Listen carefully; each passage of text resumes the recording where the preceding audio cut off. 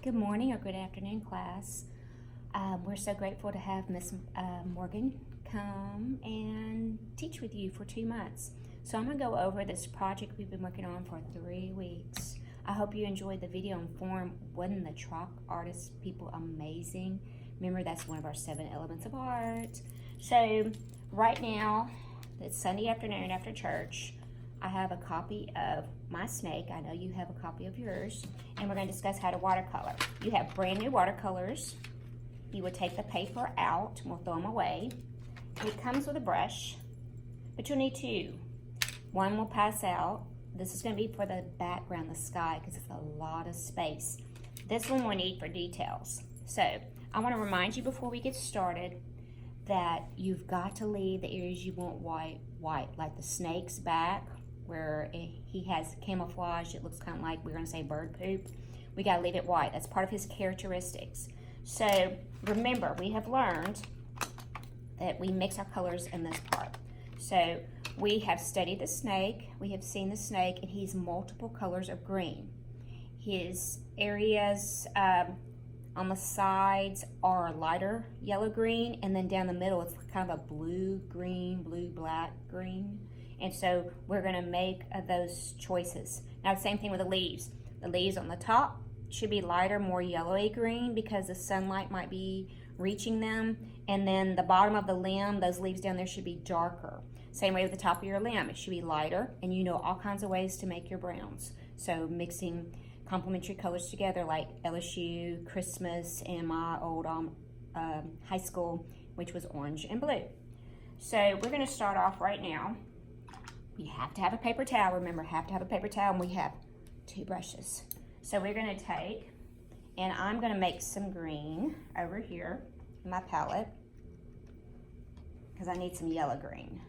We always start off with lighter colors first, and then you can go back. But you never can make something darker or lighter in a watercolor. It's not acrylic, it's not oil. So I'm going to start off, and I'm going to paint the sides. And don't pick yours up because it'll drip. I just know how to do it. And it still might drip on me too. So I'm going to take, and I'm going to go down his sides with that yellowy green. And only work a few inches at a time. Don't go all the way down because it'll dry with a line. Watercolor is different. So now I have that yellowy green. And then I'm going to take, and you need to do it while it's wet, kind of I mixed a blue and a green together here. And I'm going to take it, and I'm going to go whirl it around. Remember, I taught you how to whirl around and kind of blend it in. I can take and rinse all my paint off and just kind of roll it around. And I missed the white area. And see how you have the different colors. I don't know if this camera is going to show the different colors like that. So now I'm going to continue on. You can see how it's starting to bleed because I'm holding it up. You don't want yours to bleed like that. And trust me, if I was holding it flat, is not going to bleed. So I do little sections at a time. Now I'm going to go with my blue-green. I might even add a tad of black in the middle.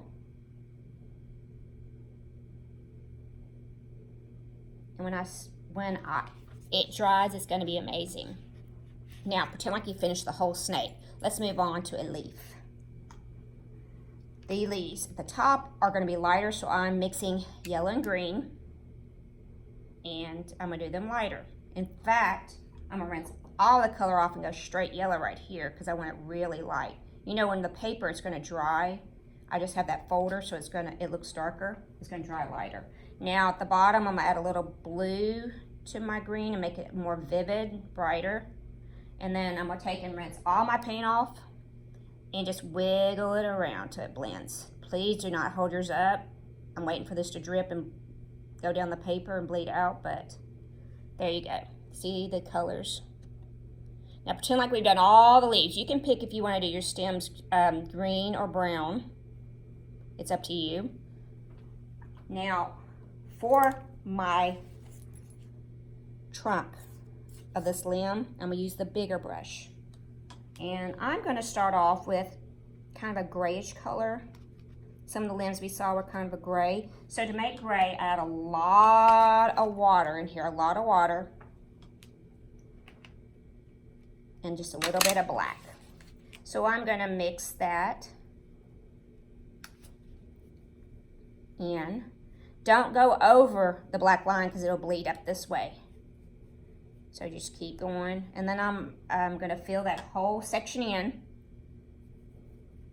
Just kind of rolling it around.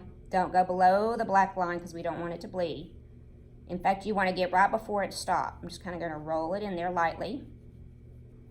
Now I want to create some texture. So I'm going to go in, and I have brown, or I can make my browns.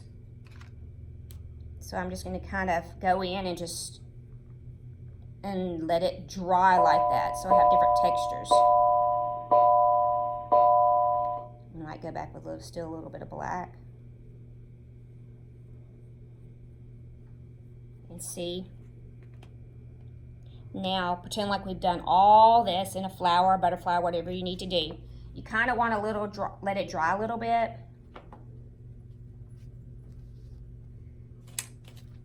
Rinse your brush off really well and think, do I want to do a sunset? That's yellow, orange, and red, or sunrise. Or do I want to do like that student on my example you guys been watching for 3 weeks? She did purple.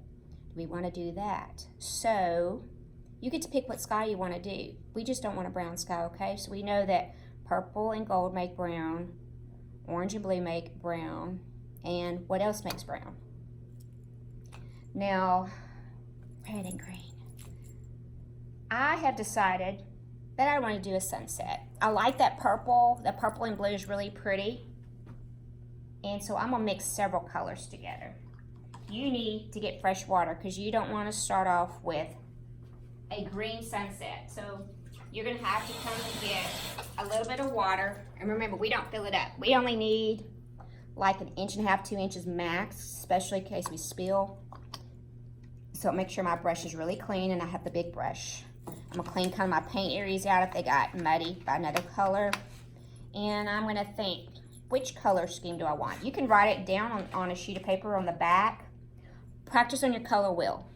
You can kind of practice in that corner of the color wheel that's in your folder, getting a little color scheme going on, and you can practice getting your different shades of green on that color wheel. I'm going to save it for evidence and stuff, so don't throw that color wheel away and don't paint over on top of the actual color you did, paint on the edges, okay? Let's keep it as neat as possible.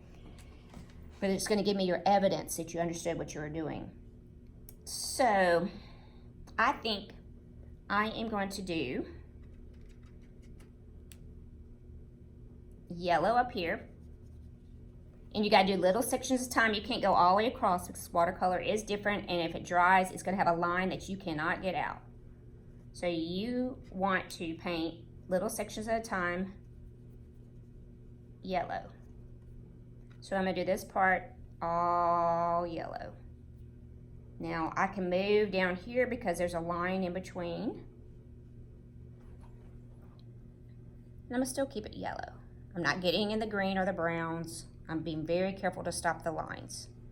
So I'm going to go all the way down to about right here. I guess it's easier just to carry it down to the limb, depending on where your limb is. So for time's sake in video, pretend like I did that whole area. Now, right through here, I've got to add some more yellow. Now I'm going to merge it with orange. I'm going to take the orange lower than the yellow, orange lower than the yellow. And it's going to look brown at first. It's just because it's watercolor and until it dries. So I'm going to go around and I'm going to kind of wiggle it. I might even bring back some yellow and wiggle it in. See, when that dries, it's going to be so awesome, especially if you have all the other colors done. Now I'm still going to pick up the orange down here. Picking up the orange. And then, I know I'm definitely never paint like this. I don't have as well control. It's not going to be as neat. Watercolor's always meant to paint flat. Okay, now I'm going to keep that edge wet. Don't go way over here because you got to keep this edge wet right here. And now I'm going to start with red. I'm going to start below the line and kind of wiggle it in. Grab some more orange so it blends and wiggle it together. and then go all the way down. Okay, now see how awesome that is? When it dries, it's going to be so pretty. I can go back and add just a little bit of maybe red in there. I'm getting these little white lines out. And I can just add, see, just a streak of red. So it kind of blends. And as it dries, it's going to kind of fade into it. Now, if you want to do, I'll go ahead and do this side. Pretend like we're doing blue and purple. If you guys want to do blue and purple, do not pick a choice, okay? I'm just showing the others that if you want to use blue, it's beautiful, beautiful blue. And then you can go and add purple. And see, just wiggle it back into the blue. And you might even have to pull the blue a little further down just to blend. See the colors? You pick if you want to do warms or cools. Okay, I cannot wait to see these. I'm so super excited. I know I'm trying to rush through. This video is probably going to be a hoot because it's impromptu, spur of the moment. I've been unloading boxes and stuff. Miss you guys. Be sweet. Hugs.